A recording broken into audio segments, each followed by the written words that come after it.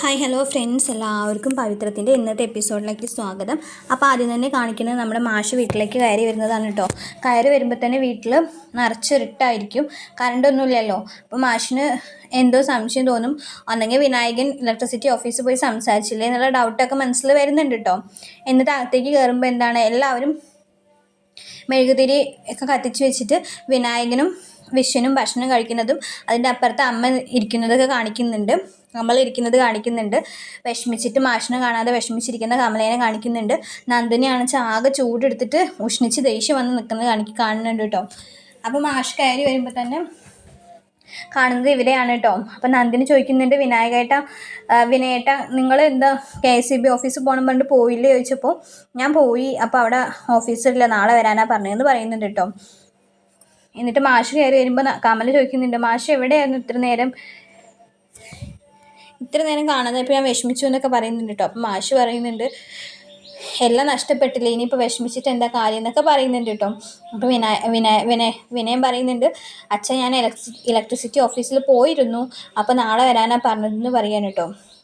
മാഷ് പറയുന്നുണ്ട്, ഇനിയിപ്പോൾ എന്തിനാ കറണ്ടൊക്കെ, ഇനിയിപ്പോൾ അധികം നാളെ നമുക്ക് ഈ വീട്ടിൽ താമസിക്കാൻ പറ്റില്ലല്ലോ, പറ്റുന്നിടത്തോളം താമസിക്കുക, ഇനിയിപ്പോൾ എത്ര നാളെ ഇവിടെ ഇരുന്ന് ഇങ്ങനെ ഭക്ഷണം കഴിക്കാൻ പറ്റുന്ന പോലും അറിയില്ലല്ലോ എന്നൊക്കെ പറയാൻ കേട്ടോ. അപ്പോൾ വിശ്വം പറയുന്നുണ്ട്, അച്ഛാ ഞാനൊരു വക്കീലിനെ കണ്ടിരുന്നു, നമുക്ക് കോടതിയിൽ ഒരു ഇഞ്ചക്ഷൻ ഫയൽ ചെയ്താലോ എന്ന് ചോദിക്കുന്നുണ്ട് കേട്ടോ. അപ്പോൾ സുധാകരൻ പറയുന്നുണ്ട് കേട്ടോ, അതിലൊന്നും കാര്യമില്ല, കോപ്പറേറ്റീവ് ബാങ്കിന് അതിൻ്റേതായ നിയമങ്ങളുണ്ട്, അവർക്ക് കുടിശ്ശിക തിരിച്ചടച്ചില്ലെങ്കിൽ ജപ്തി ചെയ്യാനുള്ള അവകാശമുണ്ട്, അതിന് നമുക്കൊന്നും പറയാൻ പറ്റില്ല എന്ന് പറയാൻ കേട്ടോ. കോടതിക്ക് ജപ്തി നടപടികളിൽ ഇടപെടാനുള്ള അധികാരമില്ല.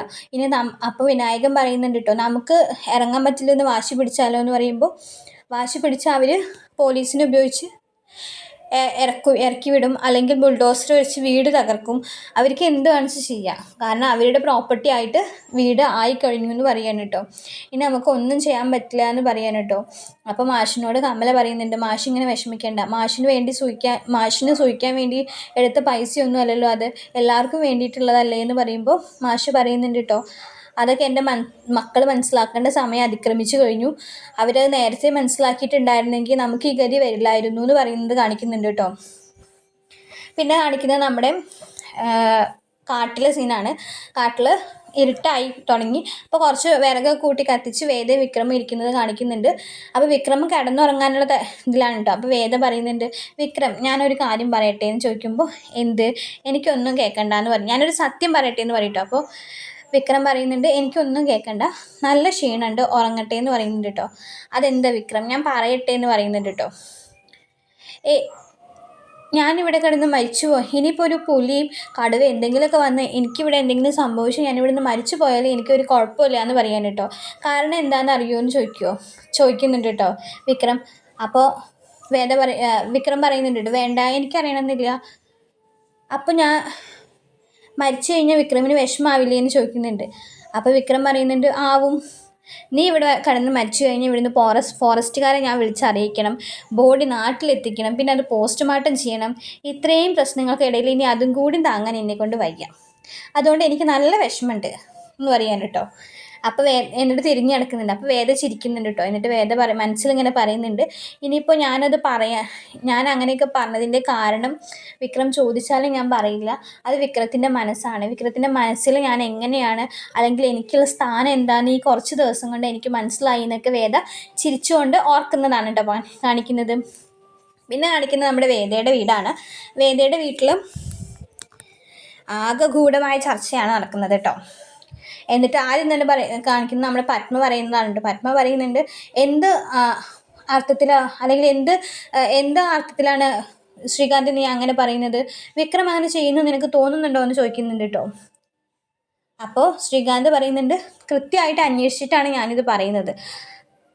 ആ ജീന മരിച്ചതിന് അന്ന് ജീനയുടെ വീട്ടിൽ വിക്രം പോയിട്ടുണ്ട്, അതിന് ശേഷമാണ് വിക്രത്തിനെ കാണാതായിട്ടുള്ളത്. അതിനും ഒരു ദിവസം മുന്നെയാണ് വേദേനെ കാണാതായിട്ടുള്ളത്. അപ്പോൾ വേദേനെ കാണാതായതിൽ പ്രധാന പങ്ക് വിക്രത്തിനുണ്ട് എന്നുള്ളത് ഉറപ്പാണ് എന്ന് പറയാൻ കേട്ടോ.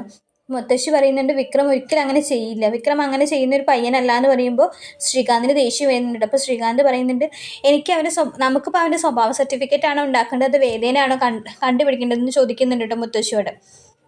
മുത്തശ്ശിക്ക് ഒന്നും പറയാനില്ല കേട്ടോ. അപ്പോൾ പത്മ പറയുന്നുണ്ട് എന്തായാലും നമുക്ക് ശങ്കരേട്ടനോട് കാര്യം പറയാം. ഇനി ഇത് മനസ്സിൽ വെച്ചിരുന്നിട്ട് എന്താ കാര്യം പറഞ്ഞിട്ട് എല്ലാവരും കൂടി ശങ്കരനാരായണൻ്റെ അടുത്തേക്ക് പോകുന്നതാണ് കാണിക്കുന്നത് കേട്ടോ. ശങ്കരനാരായണനാണെന്ന് വെച്ചാൽ എന്തോ കേസ് ഫയലൊക്കെ നോക്കിക്കൊണ്ടിരിക്കുകയാണ് കേട്ടോ. പത്മ പോയിട്ട് കാര്യം പറയുമ്പോൾ ആദ്യം ശങ്കരൻ ചോദിക്കുക എന്താ കാര്യം ചോദിക്കുമ്പോൾ വേദയുടെ കാര്യം എന്ന് പറയുന്നുണ്ട് കേട്ടോ. വേദയുടെ എന്ത് കാര്യം എന്ന് ചോദിക്കുന്നുണ്ട്. അപ്പോൾ ശങ്കരൻ വേദേനെ കാണാനില്ല, കോടതിയിൽ നിന്ന് അവൾ ഇവിടെയല്ലേ ആദ്യം വന്നത്, അത് കഴിഞ്ഞ് പിന്നെ അവൾ മാഷിൻ്റെ വീട്ടിൽ എത്തിയിട്ടില്ല എന്ന് പറയുമ്പോൾ ശങ്കരനൊരു ടെൻഷൻ ആവും കേട്ടോ. എത്തിയിട്ടില്ലാന്നോ? അപ്പോൾ ശ്രീകാന്ത് പറയുന്നുണ്ട് ആ വിക്രമിനെ കാണാനില്ല, വിക്രം വേദേനെ തട്ടിക്കൊണ്ടുപോയി അപായപ്പെടുത്തിയെന്നാണ് ഞങ്ങളുടെ സംശയം എന്ന് പറയാൻ കേട്ടോ. അപ്പോൾ ശ്രീകാന്തിനോട് ശങ്കരൻ പറയുന്നുണ്ട് അത് നിനക്ക് അവനെക്കുറിച്ച് മനസ്സിലാവാനിട്ടാണെന്ന് പറയാൻ കേട്ടോ. അവനൊരു പെൺകുട്ടിക്കും ദ്രോഹം ചെയ്യാൻ ആഗ്രഹിക്കില്ല. അങ്ങനെ ഒരാൾക്ക് ദ്രോഹം ചെയ്യുന്നവനെ അവൻ വെറുതെ വിടും ചെയ്യില്ല എന്ന് പറയാൻ കേട്ടോ. അതല്ല അച്ഛാ, കേസിൽ സാക്ഷി പറഞ്ഞതിൻ്റെ ദേഷ്യത്തിനായിരിക്കും വിക്രം അങ്ങനെ ചെയ്തതെന്ന് പറയാൻ കേട്ടോ. അപ്പോൾ ശങ്കരനാരായണൻ പറയുന്നുണ്ട് അതിന് കേസിൽ അവനല്ലേ ജയിച്ചത്, ദർശൻ വാദിച്ചപ്പോൾ വേദ പറഞ്ഞതെല്ലാം നുണയാണെന്ന് കോടതിക്ക് ബോധ്യപ്പെട്ടതുകൊണ്ടല്ലേ അവനെ വെറുതെ വിട്ടതെന്ന് പറയാൻ കേട്ടോ. ഞാൻ ഇങ്ങനെയൊക്കെ പറഞ്ഞു എന്ന് വിചാരിച്ച് വിക്രത്തിനെ ഞാൻ പൂർണ്ണ മനസ്സോടെ അംഗീകരിച്ചു എന്നല്ല അതിനർത്ഥം. പക്ഷെ വിക്രം എന്തായാലും വേദേനെ അപായപ്പെടുത്തുമെന്ന് വിശ്വസിക്കാൻ എനിക്ക് പറ്റില്ല എന്ന് ശങ്കരനാരായണൻ പറയാൻ കേട്ടോ. അപ്പോൾ ശ്രീകാന്ത് പറയുന്നുണ്ട് അപ്പോൾ പിന്നെ വേദ എവിടെ പോയി വേദയുടെ കാര്യം അച്ഛാന്ന് ചോദിക്കുമ്പോൾ ശങ്കരൻ ഇങ്ങനെ ആലോചിച്ച് നിൽക്കുന്നതാണ് കാണിക്കുന്നത് കേട്ടോ. പിന്നെ കാണിക്കുന്നത് നമ്മൾ വീണ്ടും നമ്മുടെ കാട്ടിലെ സീനാണ് കാണിക്കുന്നത്. കുറച്ച് രാവിലെയായി. കാട്ടിലെ സീന് കാണിക്കുമ്പോൾ വേദ ക്ഷീണിച്ചിട്ട് വന്നിരിക്കുന്നത് കാണാം കേട്ടോ. വേദ വന്നിരുന്നിട്ട് പറയണേ എനിക്കിനി ഇവിടുന്ന് ഒരു അടി നടക്കാൻ പറ്റില്ല വിക്രം, എത്രയൊക്കെ അപ്പോൾ വിക്രം പറയുന്നുണ്ട് എത്രയൊക്കെ പോയാലും അവസാനം ഇവിടെ തന്നെയാണല്ലോ എത്തിപ്പെടുന്നത്, എത്ര അലഞ്ഞു തിരിഞ്ഞാലും ഇവിടെ തന്നെ എത്തുന്നത് പറയുമ്പോൾ വേദ പറയുന്നുണ്ട് കേട്ടോ ചില കാടുകൾ നമ്മളെ ചതിക്കും വിക്രം, എത്രയൊക്കെ അലഞ്ഞു തിരിഞ്ഞാലും നമുക്ക് പുറത്ത് കിടക്കാൻ പറ്റില്ല എന്ന് പറയാൻ കേട്ടോ. നീ ഇരിക്കാതെ എണീക്ക്, നമുക്ക് പോണ്ടേന്ന് ചോദിക്കുന്നുണ്ട്. അപ്പോൾ വിക്രം വേദ പറയുന്നുണ്ട് എനിക്ക് വിശന്നിട്ട് വയ്യ വിക്രം. അപ്പോൾ വിക്രം പറയുന്നുണ്ട് എന്നാൽ നീ ഇവിടെ ഇരിക്കും, ഞാൻ വല്ല പഴങ്ങളോ കായ്കളോ എന്തെങ്കിലും കിട്ടുമോ നോക്കട്ടെ എന്ന് പറയുമ്പോൾ വേദ പറയുന്നുണ്ട് എനിക്കതൊന്നും വേണ്ടാന്ന് വേദ പറയുന്നുണ്ട് കേട്ടോ. എൻ്റെ എനർജി ഒക്കെ ലോസായി പോയി, എനിക്കതൊന്നും വേണ്ടാന്ന് പറയുന്നുണ്ട് കേട്ടോ. അപ്പോഴാണ് തേനീച്ചകളെ കാണുന്നതും വിക്രം തേനെടുത്ത് കൊടുക്കുന്നതൊക്കെ കേട്ടോ. വേദ ആദ്യം വേണ്ടാന്നൊക്കെ പറയുന്നുണ്ട്, കുറച്ച് റിസ്ക് ആയിട്ടുള്ള പരിപാടി ആയതുകൊണ്ട് വേണ്ടാന്നൊക്കെ പറയുന്നുണ്ട്. അവസാനം വിക്രം അതൊക്കെ ചൂട്ടൊക്കെ കത്തിച്ച് തേനീച്ചകളെ ആട്ടിയിട്ട് തേനൊക്കെ എടുത്ത് വേദയ്ക്ക് കൊടുക്കുന്നുണ്ട്. അങ്ങനെ ഒരു എനർജിയൊക്കെ കിട്ടുന്നുണ്ട്, നല്ല ടേസ്റ്റ് ഇല്ല എന്നൊക്കെ വിക്രം ചോദിക്കുന്നൊക്കെ ഉണ്ട് കേട്ടോ. അത് കഴിഞ്ഞത് പിന്നെ നമ്മൾ കാണിക്കുന്നത് നമ്മുടെ സുധാകരൻ മാഷിനെയാണ് കേട്ടോ. സുധാകരൻ മാഷ് ബാങ്കിൽ പോകുന്നുണ്ട്. അപ്പം ബാങ്കിലെത്തിയത് തന്നെ സുധാകരൻ മാഷിനെ അവിടെ പരിചയമുള്ള ഒരാൾ കണ്ടിട്ട് സംസാരിക്കുന്നുണ്ട് കേട്ടോ. മാഷെ ആകെ പ്രശ്നമായില്ലേ എന്നൊക്കെ പറയുന്നുണ്ട്. അപ്പം മാഷ് പറയുന്നുണ്ട് ആയി, ഞാൻ സെക്രട്ടറി കാണാൻ വേണ്ടി വന്നതാണെന്ന് പറയുന്നുണ്ട് കേട്ടോ. അങ്ങനെ സെക്രട്ടറീനെ കാണുന്നുണ്ട്. സെക്രട്ടറിയുടെ പക്ഷേ ആദ്യം കുറച്ച് പരുക്കൻ സ്വഭാവമായിട്ടാണ് സെക്രട്ടറി സംസാരിക്കുക കേട്ടോ.